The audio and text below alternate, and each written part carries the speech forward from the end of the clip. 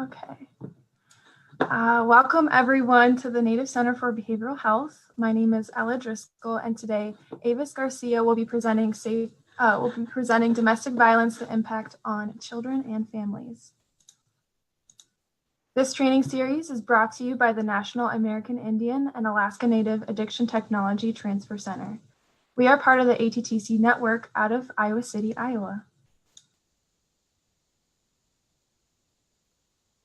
For survey at the end of this session. This survey takes just a few minutes to complete and asks about your satisfaction with this event. This feedback is critical for our future work, and we greatly value your opinion. In the next couple of days, we will send you a follow-up email that includes a link to the recording, a handout of the slides, and CEU request instructions. We are a NADAC certified educational provider, and we are currently waiving fees for CEUs throughout the pandemic. Again, the follow-up email will contain instructions for your CEUs. This project is supported by the Substance Abuse and Mental Health Services Administration. The content is developed by the presenter, and the opinions expressed do not necessarily reflect the views or policies of SAMHSA, HHS, or the American Indian and Alaska Native ATTC. You will be muted for the duration of this webinar, but please feel free to use and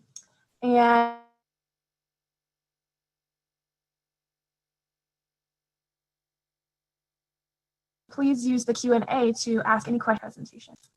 Today we will be hearing from Avis Garcia. She is an enrolled member of the Northern Arapaho Nation and affiliated with the Eastern Shoshone Tribe of Wyoming.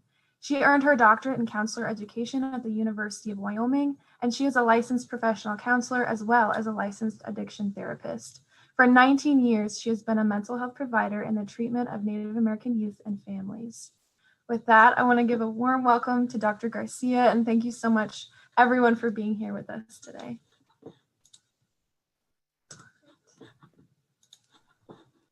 Go ahead and get this going. And I'll hand this off to you, Avis. Okay. Good morning, afternoon to some of you. Thank you for taking time to attend this presentation today. It lets me know that you care about your community and you're interested in the safety and welfare of our Native families. I apologize, we did have some technical difficulties, so if I seem like I'm going a little fast, I apologize. I have several slides that I want to present, so I'm going to try to keep us moving right along. Hopefully we make it to the end. We can go on ahead and get started. Today I'm mostly focused on how domestic violence affects children. And a lot of times I don't think we really stop to think that what's going on in the home is having a huge impact on our children. And this quote here I found, and I thought it was a really good one. It's by Albert Einstein. It says, "The world will not be destroyed by those who do evil, but by those who watch them without doing anything." So for today's purposes, I would hope that you all walk away from this wanting to do something to help people. Go to the next slide. Okay, here in Wyoming, as a counselor, I am required to I'm mandated to report domestic violence. And I make that clear when I first meet my clients and letting them know. It's not reporting hearsay, it's actually what's happening, and even minor domestic violence. And oftentimes, as I'm working in the field that I work in, I'm able to intervene before things can get out of hand. We can go to the next slide. What is domestic violence? It is a pattern of intentional coercive behaviors used by one partner to gain or maintain control over the other partner, which includes repeated physical abuse, emotional and psychological abuse, sexual violence, destruction of pets and property, financial abuse, progressive social isolation and deprivation, and/or intimidation. Go to the next slide. Here are some examples of domestic violence exposure.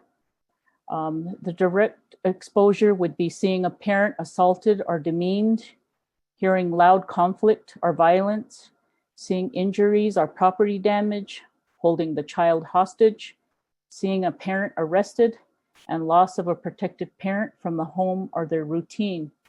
The less direct exposure is withholding child support, prolonged court proceedings and custody process, talking inappropriately about the other parent to alienate them, the children from the parent, threatening violence against pets, and undermining protective parents' efforts to support the child.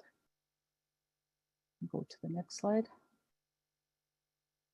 Factors that influence how children respond to domestic violence. The first one is how serious and frequent is the violence or threat? Was the child physically hurt and or put in danger? What is the child's relationship with the abuser? How old is the child? It doesn't matter how old they are, they do get affected by it. What other stress is going on in the child's life? What positive activities and relationships are in the child's life? How does the child usually cope with problems?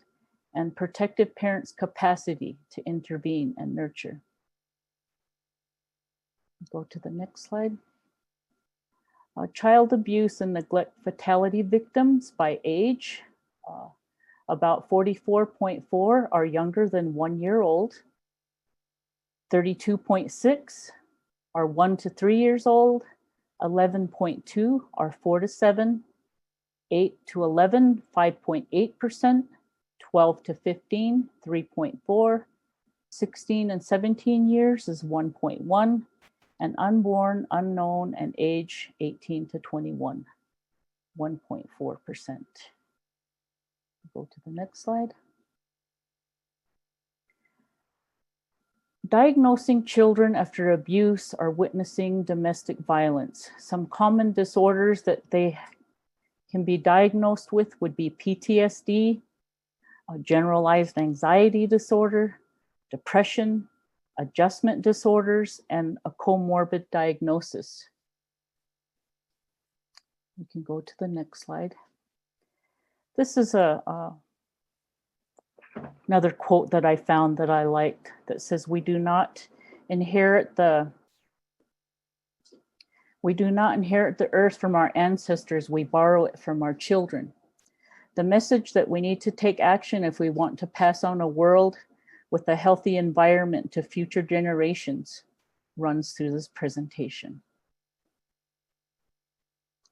The next slide, statistics and children of domestic violence. 5 million children witness domestic violence each year. 40 million adult Americans grew up living with domestic violence, and children from homes with violence are much more likely to experience significant psychological problems, short and long term. Go to the next slide. 1 in 15 children are exposed to intimate partner violence each year, and 90% of these children are eyewitnesses to the violence. Next slide. Children who've witnessed domestic violence often meet the diagnostic criteria for post-traumatic stress disorder, and the effects on their brain are similar to those experienced by combat veterans. The next slide.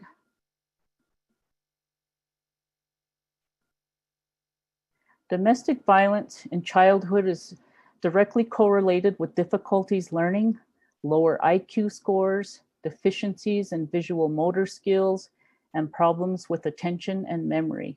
So those of you that work with kids, if you see some of these things, you might, want to look a little further into that. To the next slide. Living with domestic violence significantly alters a child's DNA, aging them prematurely 7 to 10 years. Children in homes with violence are physically abused or seriously neglected at a rate of 1,500% higher than the national average. Next slide. Those who grow up with domestic violence are 6 times more likely to commit suicide and 50% more likely to abuse drugs and alcohol. Next slide. If a child grows up with domestic violence, they are 74% more likely to commit a violent crime against someone else. So it's not all, but there's a possibility, a higher possibility. Children of domestic violence are 3 times more likely to repeat the cycle in adulthood, as growing up with domestic violence is the most significant predictor of whether or not someone will be engaged in domestic violence later in their life. Next slide. How children respond to domestic violence is the children's immediate reactions to the domestic violence may include, again, the generalized anxiety, sleeplessness, and nightmares. The next slide. They may have difficulty concentrating, high activity levels, increased aggression, increased anxiety about being separated from a parent, and intense worry about the safety of a parent. How many children witness the abuse of their mothers?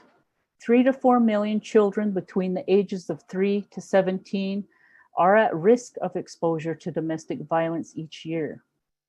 US government statistics say that 95% of domestic violence cases involve women victims of male partners.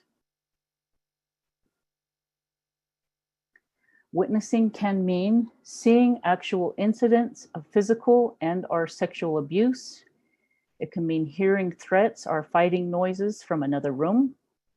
Children may also observe the aftermath of physical abuse, such as blood, bruises, tears, torn clothing, and broken items.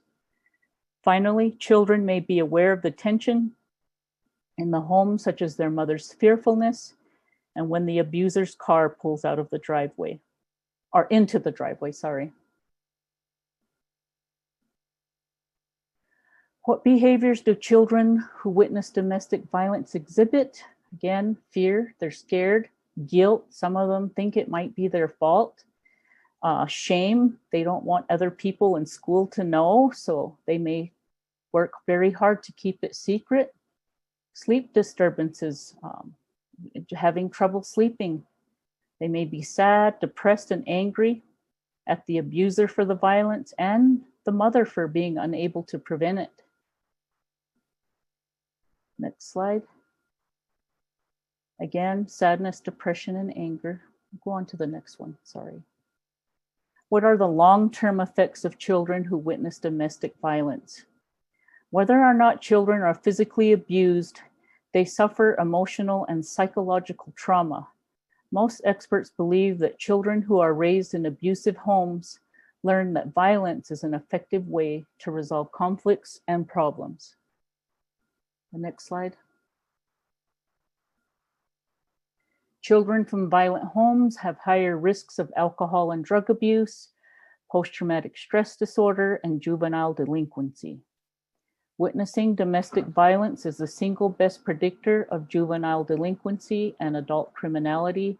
It's also the #1 reason children run away.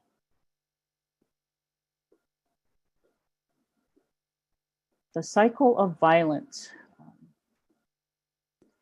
I work in substance abuse, and I work where we provide outpatient treatment, and we have a women's program specifically for women. And throughout the pandemic, I have witnessed more than one of our clients going through domestic violence.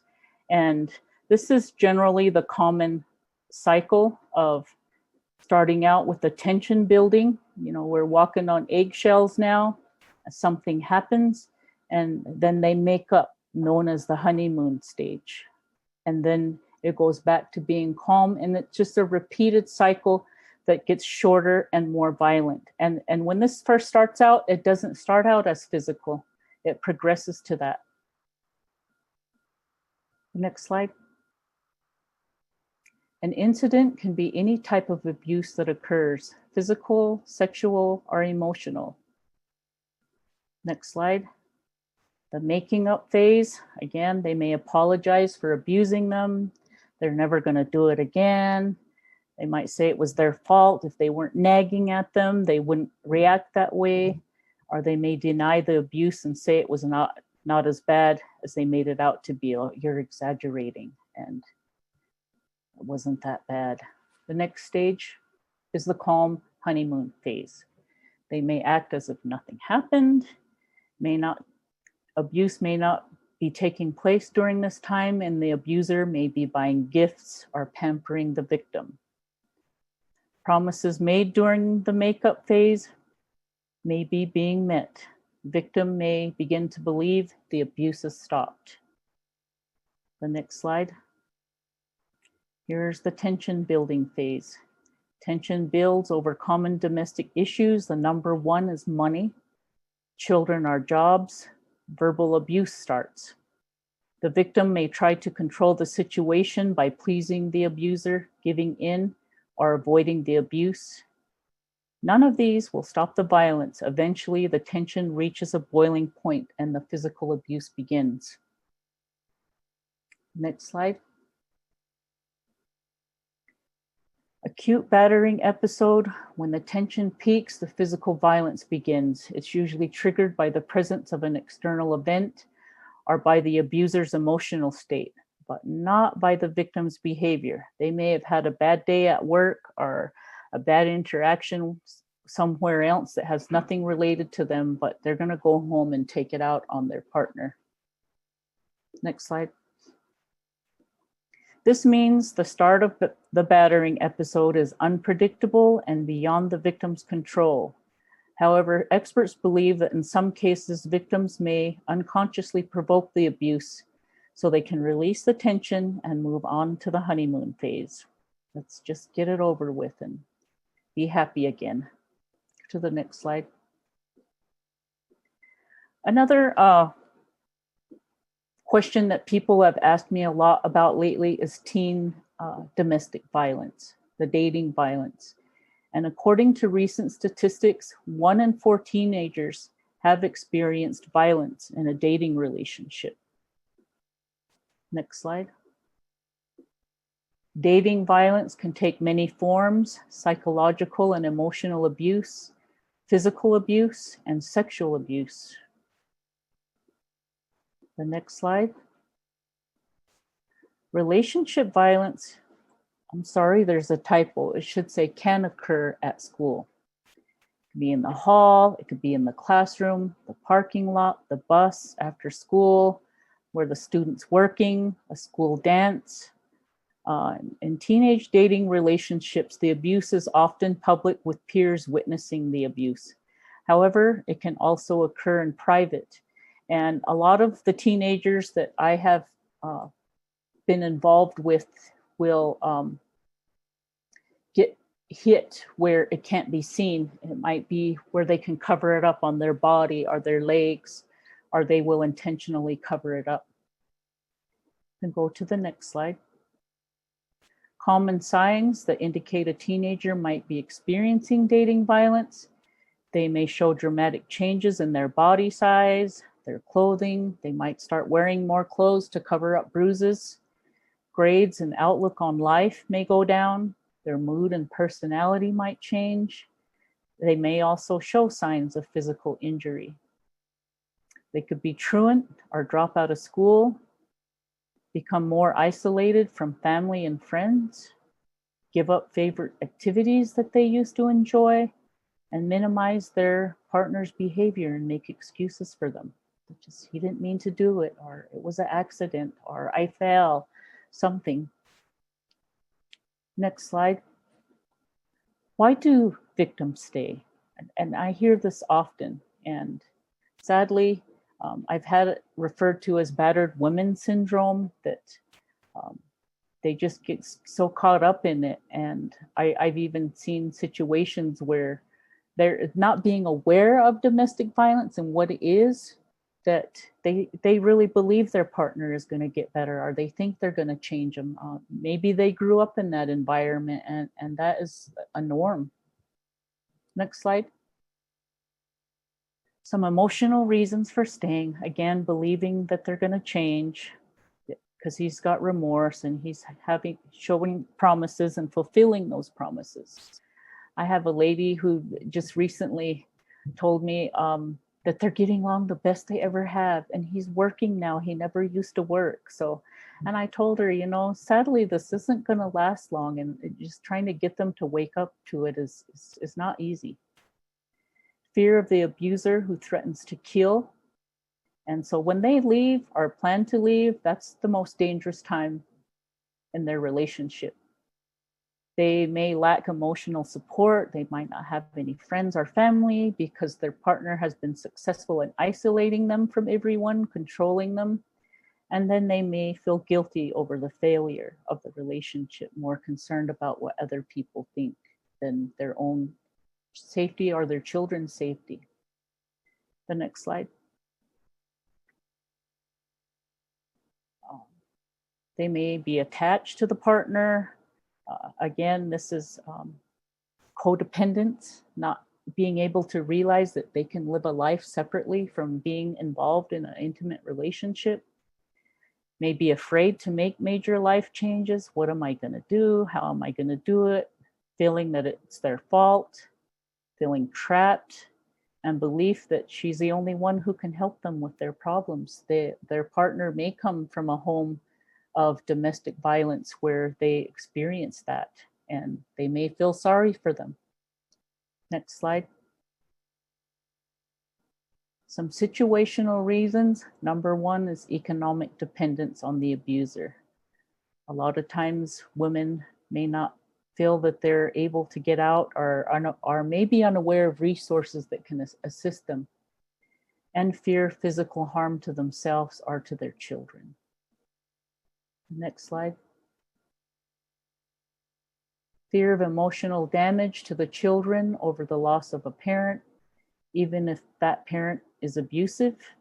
So they may think that despite what's going on, their kids need their father. They may be afraid of losing custody of the children because the abuser often threatens to take the children if they leave. Next slide is a lack of job skills.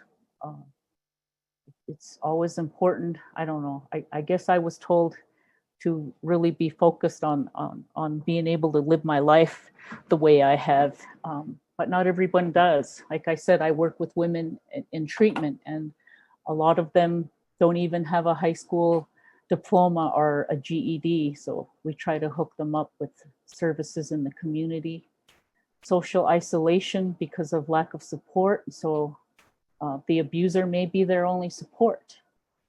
And again, like I said, lack of information regarding resources that are available in your community. So it's real important to know what's available so that you can give them some reassurance if they're making a plan to escape.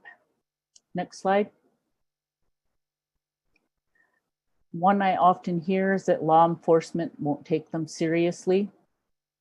Lack of alternative housing. They don't know where they're going to go, and cultural or religious constraints.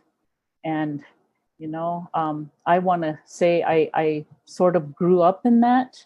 I never saw my grandfather be physically abusive to my own grandmother, but I heard things. And I may have shared with you early into this that my mother lost her life as a victim to domestic violence. And I witnessed all of this stuff, but when I was married to my daughter's father, there was times he was drunk and being obnoxious. And so I would get my kids in the car and go to my grandparents' house, and my grandparents would tell me that I needed to go back. I was young then and I didn't know any better, but I did reach a point where I was like, I can't live like this anymore. And seeing what my mother went through throughout my life, I wanted my children to have a better life, and I promised I would never get in that situation. And my way of helping and teaching people is my way of honoring her, and it's just what I want to do is help people. The next slide. Some basic warning signs for professionals. The most obvious signs of domestic violence will be evidence of severe, recurring, or life-threatening abuse, broken bones, repeated bruises, and threats with weapons. Next slide. Domestic violence may also be emotional or psychological abuse where one partner continually degrades, criticizes, belittles the other, accuses them of being stupid, unattractive, unfaithful, you name it. I've heard it all. And I've even worked with men. And I had a guy in group who constantly belittled his partner in the group. And I asked him if his daughter was present while this was going on. And he didn't know what to say because I was confronting him on it in group. And I told him, you know, your daughter is learning that that's okay. You know, so really think about what you're doing and what you're teaching your daughters. How would you want your daughter to be treated? He's changed. He hasn't been doing that as often. Go to the next slide. Many batterers use the legal system to punish their partners for taking steps to free themselves of the abuse. Batterers use issues arising from custody and visitation cases to try to reestablish control over their partners. And batterers frequently display extreme jealousy, very extreme. Next slide.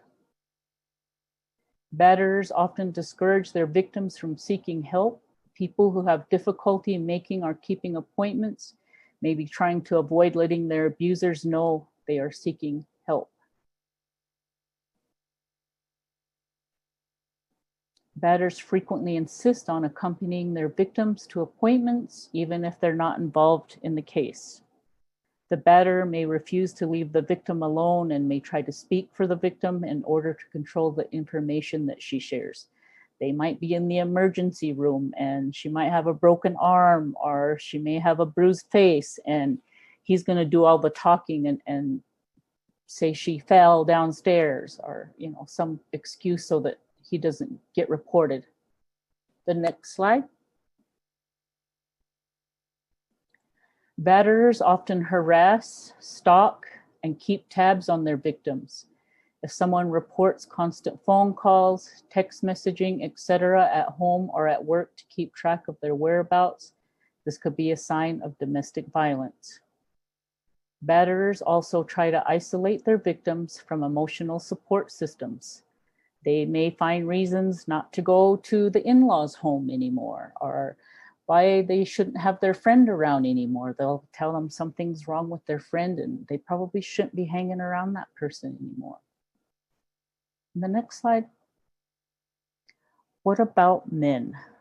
About 90% of domestic violence is, 95% is against women. 5% is against men. Men do get abused. I've seen it. On average, nearly 20 people per minute are physically abused by an intimate partner. During 1 year, this equates to more than 10 million women and men. 1 in 3 women and 1 in 4 men have been victims of some form of physical violence by an intimate partner within their lifetime. 1 in 5 women and 1 in 7 men have been victims of severe physical violence by an intimate partner or in their lifetime. 1 in 7 women and 1 in 18 men have been stalked by an intimate partner during their lifetime, to the point in which they felt very fearful or believed that they would be, or someone close to them would be harmed or killed. Next slide. I usually preface these types of presentations up front, and I'm sorry because of the technical difficulties and the delay getting started. I always remind people to take care of yourself. Self-care is really important. When this is over today, you might feel a little uncomfortable, but it's important to share what you learned, and it's important to make some time for yourself today. This is a tough job in working with this population. And when I talk about self-care, take breaks. Be mindful of transference and countertransference. Having grown up in that situation and having been in the situation myself, I have to be mindful of, what am I feeling, and being able to deal with that. and talk to someone, get some supervision, do some mindfulness practices, and set boundaries. Don't overwork yourself or take on too much. And if you have to let your family know you need some time for yourself, let that be known. The next slide. What now? Listen to what is being told to you, whatever they have to say. Reassure him or her that he has done the right thing by telling you. So if the child tells you, they saw their parents fighting, let them know that they did the right thing. Keep your own feelings under control. Don't get all excited. Try to remain as calm as possible and use the child's own vocabulary. And do not promise not to tell. Again, you're probably a mandated reporter. Most states require anyone working in the human services is required to make a report and to tell the truth. The next slide. It's important to assess the child's immediate safety. Be supportive and help the child regain control. Contact your supervisor. Report the abuse or neglect to your local CPS and our law enforcement. I've actually been in residential treatment where I've had to report a parent, and that was early in my career, and that was one of the hardest things I had to do. But sadly, I've had to do that more than once. Next slide. What not to say. Don't ask why questions such as, why didn't you stop him or her? Or why are you telling me this? Are you sure this happened? Or it's happening? Are you telling the truth? And let me know if this happens again. What do you do to make this happen? So these are things you don't want to say to the kids. It's only going to make them feel worse about what they're going through. Next slide. Some types of disclosures children might disclose as indirect hints. My father wouldn't let my mom sleep last night. Next slide. Disguised disclosures. I know someone who's in a bad relationship. What would happen if a girl told her mother that her boyfriend was hurting her, but her mother did not believe her?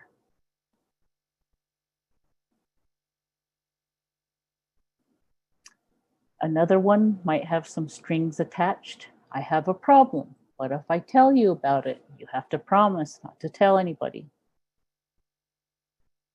Again, we have to tell them that we can't promise that. And working with children and families, one thing that I think is helpful in all therapy is focusing on some drawing and some art. Art therapy is very therapeutic in any setting and situation. Storytelling and games, parental support, mindfulness, the brain game, teach clients how their brain responds to trauma so that they're aware it does affect them psychologically. The next slide. Some trauma-specific modalities and interventions. In January or February, I'm not sure which one, I am going to be presenting some trauma-informed interventions. The next slide is cognitive behavioral therapy. This is commonly used in addiction. It's a form of psychotherapy that treats problems and boosts happiness by modifying dysfunctional emotions, behaviors, and thoughts. So, a lot of people, not just in domestic violence, but even in addictions, they have a lot of dysfunctional thoughts. And for example, is during this COVID, I noticed a lot of our clients go to worst case scenario immediately. They don't see in between and how are they going to get through it. CBT focuses on solutions. It encourages the patient to challenge distorted cognitions and to change the destructive patterns of behavior. Trauma-focused CBT It is trauma-focused cognitive behavioral therapy developed by doctors Manarino, Judith Cohen, and Esther Deblinger. Trauma-focused CBT is structured short-term treatment, a conjoint child and parent psychotherapy approach for children and adolescents who are experiencing significant emotional and behavioral difficulties due to the traumatic events they've witnessed. The next slide. Its components-based treatment model that incorporates trauma-sensitive treatment interventions. These can include cognitive, behavioral, and/or family therapy. The next slide. Address safety as a priority always. Recognize that symptoms may be coping strategies. Some people are drinking, are using drugs because that's how they get through it, or maybe they're disassociating. That's how they numb out and escape. And it's a coping strategy. Stress the importance of respectful, collaborative relationships and supporting healing and recovery. Let them know that those types of relationships can happen. The next slide. More on CBT tools, using journals, using words, pictures, music, addressing those cognitive distortions, helping the client identify and challenge harmful automatic thoughts. Cognitive restructuring, once distortions are identified, we can help the client identify ways to challenge the thoughts that they're experiencing. Next slide. More CBT tools, nightmare exposure and re-scripting. So, let's talk about that. You can process the nightmare that they had and change that nightmare to something more positive. Playing the script to the end, which can be helpful for those with fear and anxiety. Not everything is going to turn out bad. Some things do turn out good if we focus our minds with positive intentions. Progressive muscle relaxation and relaxed breathing.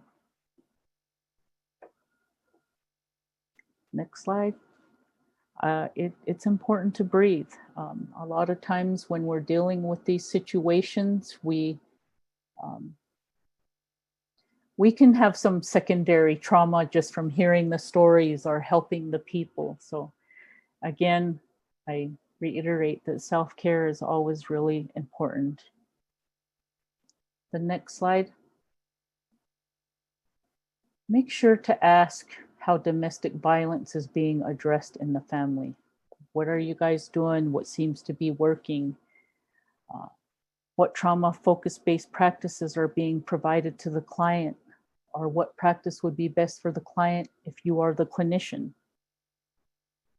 What are the barriers to accessing services that are trauma focused? What is the comfort and crisis plan? What are they going to do, if they experience some more domestic violence? How are they going to get through that and be safe? Is the client receiving age, developmental, and culturally appropriate interventions? And my next, as I was reading, I'm a pet owner. I love dogs. And this is often overlooked. We never think about the pets of the victims, and the animals can be impacted by the experience of being exposed to domestic violence. And there is a co-occurrence of animal abuse and domestic violence, and that's significant. The abuser may kick the dog in front of the kids or treat their dog mean in front of them. And this should be a red flag in any relationship. I often look how people interact with animals because it tells a lot about who they are as a person. And if the victim has to leave his or her home and go to a shelter to stay with family or friends, that dog might not be welcome to go along. And that may make the kids not want to go because we can't leave our dog.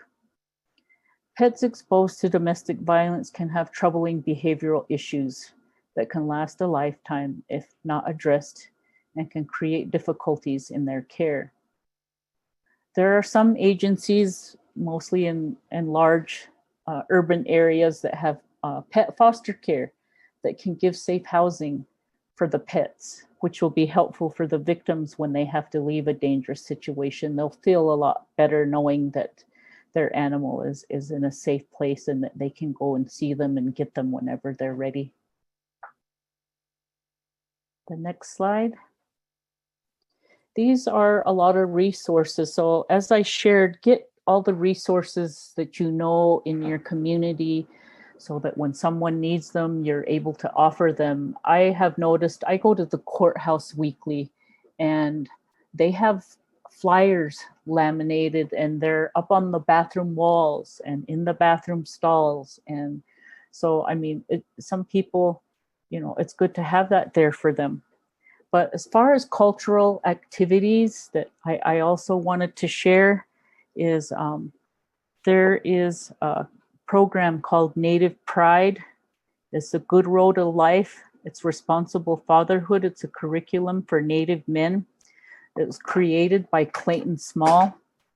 And he has his own company called Native Pride. So if you're looking for a good program that works with fathers, Native American fathers, that's a really good one. And then another one that we've used on our reservation in our treatment programming is Positive Indian Parenting. It is by NICWA. It's called Honoring Our Children by Honoring Our Traditions. And it has a whole curriculum available. And a lot of times they say you need to go to their training, but I myself as a clinician say I'm one of those that if you just give me a book and a little time, you know, I'll figure it out. And when you work in addictions, running groups and whatnot, you always have to be prepared to provide a lot of information. But I just thought I would share that as some helpful information. The next page is some more resources. And I think I shared with you guys in one of my presentations that my friend's teenage daughter had been abused by her boyfriend. And she's still struggling with that. And I was shocked because I spend so much time thinking about women and the little children that I didn't, you know, spend time on talking about teenagers. So that's why I made it a point to share that with you all today. In closing this session today, before I take questions, the first is to ask you all to talk about what you learned here today. Abuse thrives in silence. You have the power to end domestic violence by shining a spotlight on it. We all need everyone. We need everyone to understand the secrets of domestic violence, show abuse the light of day by talking about it with your children, your coworkers, your friends and family.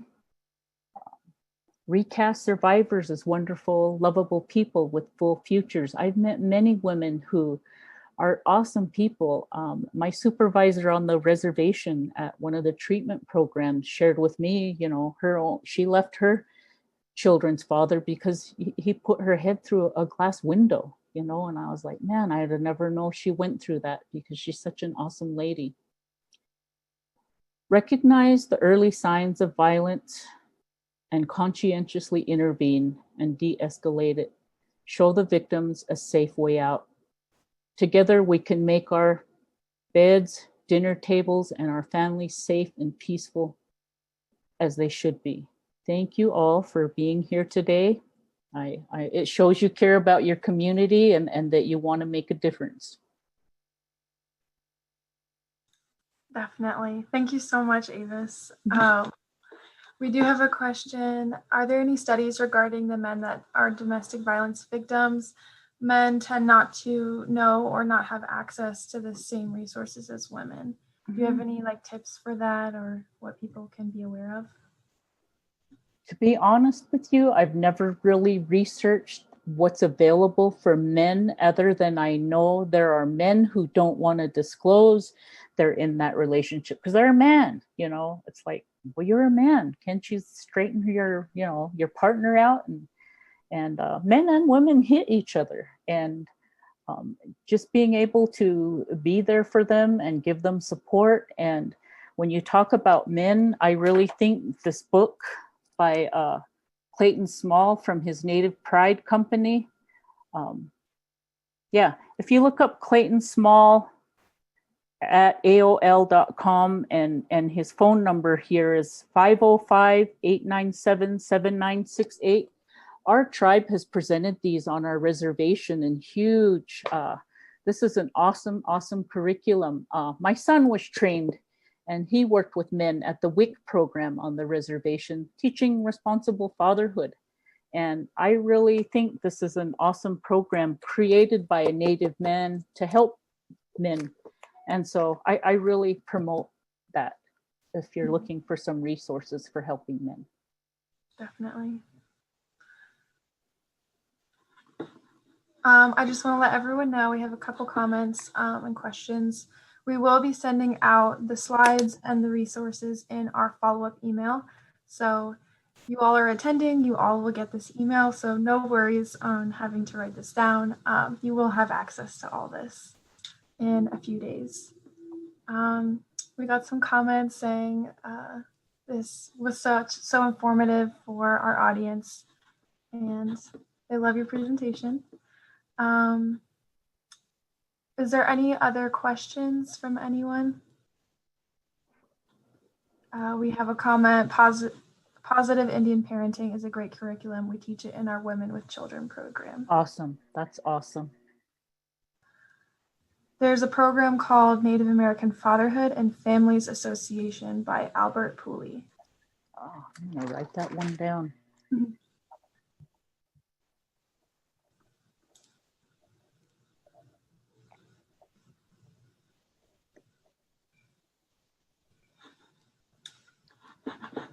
Awesome. All right. Well, if there's no more questions, I think we'll go ahead and close the program today. Thank you so much, Dr. Garcia, for being here today. This was so informative. And thank you everyone for being here, sticking with us. We hope this was informative and helpful. So thank you all. Have a wonderful rest of your day. And we will see you in our upcoming events. All right. See you, everyone.